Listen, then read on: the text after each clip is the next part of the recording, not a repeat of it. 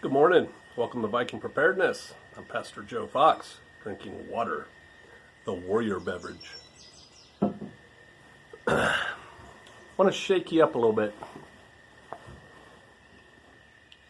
force you to contemplate the unthinkable.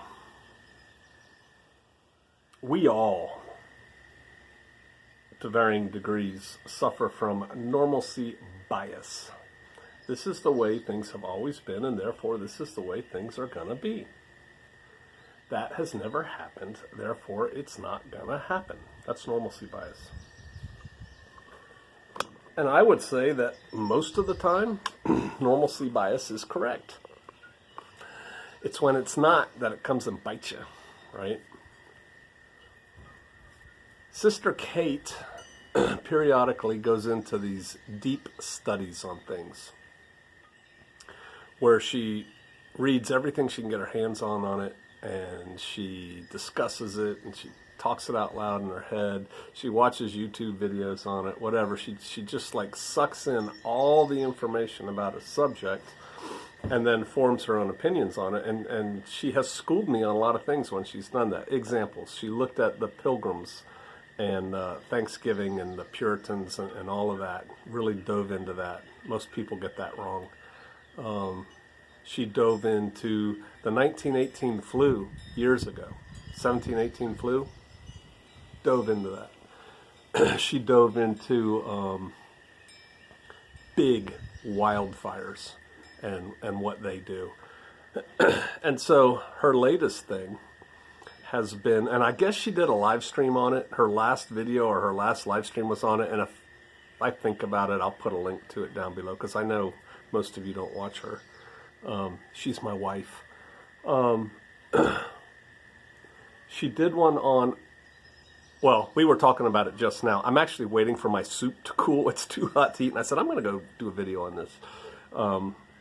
And part of what she talked about was there's a theory, pretty good theory, that Krakatoa, big volcano, Indonesia, went off in 535 and just created havoc in the world, made the world dark, nuclear winter type stuff on both hemispheres, because it's like right on the equator, so the ash cloud and everything went both, and all kinds of things came from that.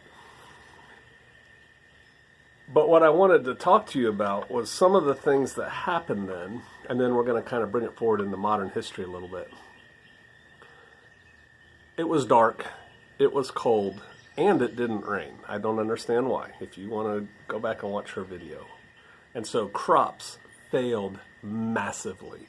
Now, human civilization came about because of agriculture, right? When we can grow a lot of food to feed a lot of people and have surplus to see us through hard times and to trade and to sell, that allows other people to do things other than hunting and gathering. Right, so you can become an artisan, and you can become a wood maker, and you can become this because somebody else, the farmers, are feeding us all, and it all works, and it creates society, right? So crops are important. We're forgetting that today, and so people are starving. Nothing is growing. Animals are dying because they've got nothing to eat, and people are hunting the heck out of them. And so what did people do? They moved to the coasts, whether they were freshwater coasts, like to the coast of the Mississippi, which I think it would be fascinating to go back and look at, 536 to 540, to the extent that we can, the Mississippian Indian culture in America, the mound builders, right? Look at what was going on then. I don't even know if they were in that time frame, but did in fact they also move to the Mississippi coast. But they moved to freshwater coasts, and they moved to ocean coasts because there's fish there, and the fish were doing okay, and the fish were food, right? Fish is important. As one of your survival skills, you should be very comfortable fishing. That's an aside. And so you have these, and so it changed society, this volcano thing, and the results of it. Chieftains, and my wife and I talk about chieftains a lot, and if you want to delve into that, the best comprehensive source I found on the whole concept of chieftainship is John Mosby's books. He writes a lot of good stuff on that. He has bad language, but his ideas are brilliant. But chieftains are responsible for their people. And to the extent that the chieftain protects and provides for his people, ensures his people's protection and provision, he can stay chieftain. When that quits working, he's not the chieftain anymore. An example in modern times, if you bring that forward, is presidents. It's the economy, stupid. I think it was Clinton who said that. And he was right. Americans vote the economy. There's a conspiracy, I don't know if it's a conspiracy theory, there's a theory out there right now that the Democrats are doing what they're doing, trying to keep the businesses closed. All the Democratic states are really hanging on to keep isolation going, so that the economy suffers greatly, because they know if the economy is suffering come November, people are going to vote with their dollars or lack thereof, and that's their good chance of getting rid of Trump. So chieftains were overthrown. You're not the boss of me anymore. You can't provide food for my family. We like what Sven has to say. We're going to follow him. No more chieftain. And so they moved to the coasts. Well, check it out. There's already people living on the coasts. Today, the major population centers of the world are near coasts, by and large. There are exceptions. Mexico City. But most of them are near the coast. Major population bands are definitely on the coasts, right, all over the world. Why? Because commerce and food and trade and and so there's already people living there. And here comes this band of starving, desperate people. Well, these people in many cases were fat, dumb, and lazy. They're well fed. They get hungry, they catch a fish. It's no big deal. And they're not. You can read Sir John Glubb, New Vikings. Go find Sir John Glubb, Fate of Empires. It's a PDF. You can get it right online. Don't post links to it here. People can use Google and read it. It's 29 pages long, I think. Fate of Empires. But the people there were fat, dumb, and happy, and here comes the hungry people. Total societal change. These people go away. These people take over. And they take over, and they're not exactly the same people that left where they were until they get to where they're going. They've morphed as they come, and then these people are amalgamated to a degree. And so there's a different society now living there. And wars, big wars get fought. Not just little skirmishes and battles for the village, but big wars get fought. And the world was in turmoil and chaos because of a volcano. Could have happened today.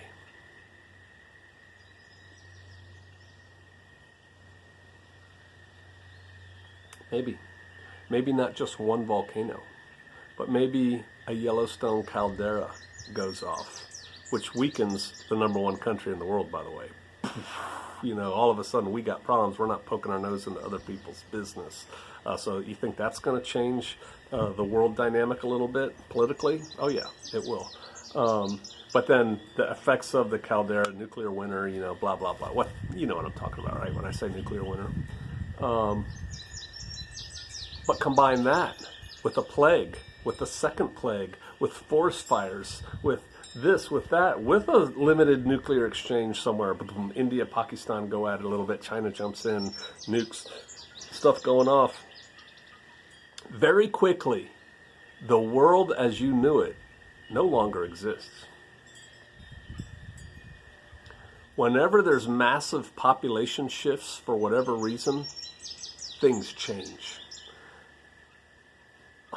Is it Michael Savage? I used to listen to him on the radio. I don't listen to the radio anymore. Borders, language, and culture. Language, borders, and culture. Yeah, it matters. And Europe is being invaded by the Middle East and Africa right now. They're inviting them in. I don't know if that's really an invasion. Come on in. Here, we'll put you on the dole. And it's changing their culture. I'll say it, who had the superior culture? Western Europe or Africa? It's a no-brainer. And so their culture is going to suffer. Our culture is changing. I'm going to offend some people here. But we have a Latin American, South American, Mexican invasion going on in this country. If you're Hispanic, I'm not saying you're a bad person. I'm saying it's changing our culture, and quite frankly, I don't think for the better in some ways. In some ways, it is for the better. Many of the Hispanics who are coming here are bringing a work ethic back. But many other things, not so much. If your culture is so superior, why are you leaving it and coming here? You know, that kind of thing. I think people should, I'm a nationalist, I think people should preserve their culture. I think America, in many ways, lacks a culture, and I think that's part of our problem. And I think a lot of that's done by design, too, but I'm getting off track there. And so, it's like, oh, Pastor Joe, you're talking about Krakatoa. It goes off once every 4 billion years, or, you know, Yellowstone caldera every 500,000 years, you know, whatever. I'm not really concerned about that, and I said I was going to shake you up.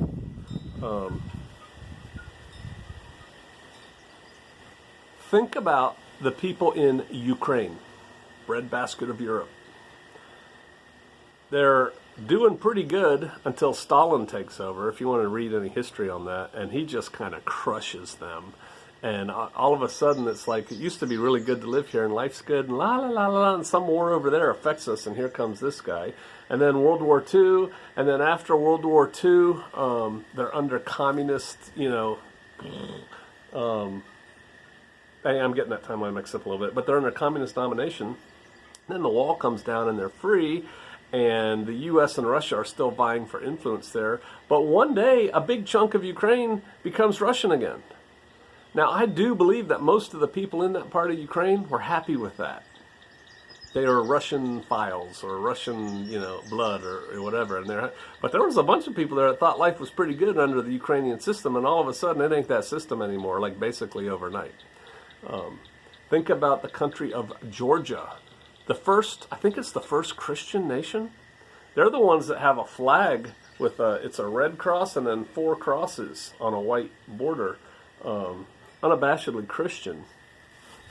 Again, once a former Soviet republic, then they got their freedom and they're liking it. And then, what is that? North Ossetia? I think it's called, a little region. They had a big battle there. We had some Marines involved in that battle. Shh, don't tell anybody. Fighting there. Modern society. Displaced populations, people fleeing, people running. I'll never leave my bug out location. Cool, then tanks are going to shoot you and ride over you, and airplanes are going to bomb you, and both sides are going to shoot you. But you stay. You know, you don't need a bug out plan. But, right? This stuff happens. And we have this attitude that that's over there, that was back then, that will never happen to me. Pray it doesn't. But if you read the Bible, you know it's gonna. It's gonna, eventually. Maybe not to you, but I think so. You need to be prepared. I did a video recently for us on being tough. You need to be prepared in all ways for your world to change. Well, how can I do that, Pastor Joe? I like to keep things simple, and you know I paint with a broad brush, right? Basic preparedness covers a myriad of situations. And basic preparedness starts with you. As you're sitting there right now watching this, you. If the world goes to chaos right now, what you have on you and what you have in you is what you got. How good is that? Your plans. You know, no plan survives first contact with the enemy. Yeah, but a good plan is an excellent basis for a fragmentary order, which means we're changing. But you already had a good plan to base off of. And so that's really good as opposed to trying to create it from whole cloth on the run. You need to be prepared mentally, physically, emotionally, spiritually for big change. And you need to be able to swim with the current. Try to swim against current all you want. Beat your chest and say, yeah, this far, no further. Cool, you'll die there.